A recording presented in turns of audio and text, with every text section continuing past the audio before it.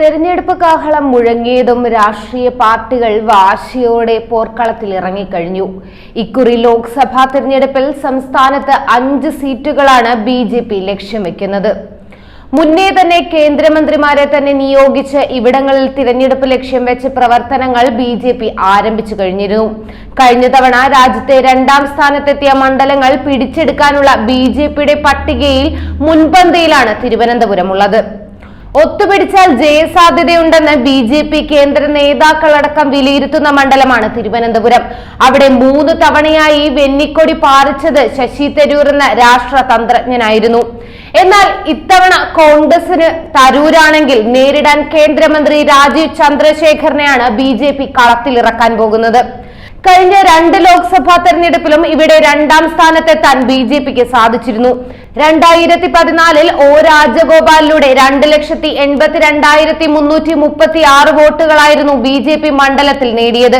2019-ൽ കുമ്മനം രാജശേഖരനിലൂടെ 3,16,142 വോട്ടുകളും നേടി. ഇത്തവണ മണ്ഡലത്തിൽ ശക്തമായ പ്രവർത്തനം കാഴ്ചവെച്ച് വിജയം ഉറപ്പിക്കാനാണ് BJP കരുനീക്കം നടത്തുന്നത്. പ്രമുഖ നേതാവിനെ ഇറക്കിയാൽ കാര്യങ്ങൾ എളുപ്പമാകുമെന്നാണ് നേതാക്കൾ കണക്കുകൂട്ടുന്നതും. പാർട്ടി അവസരം നൽകുകയാണെങ്കിൽ ഇത്തവണ കേരളത്തിൽ നിന്നും മത്സരിക്കാൻ തനിക്ക് താല്പര്യമുണ്ടെന്ന് നേരത്തെ രാജീവ് ചന്ദ്രശേഖർ പറഞ്ഞിരുന്നു. കർണാടകയിൽ നിന്നുള്ള രാജ്യസഭാ അംഗമാണ് രാജീവ്.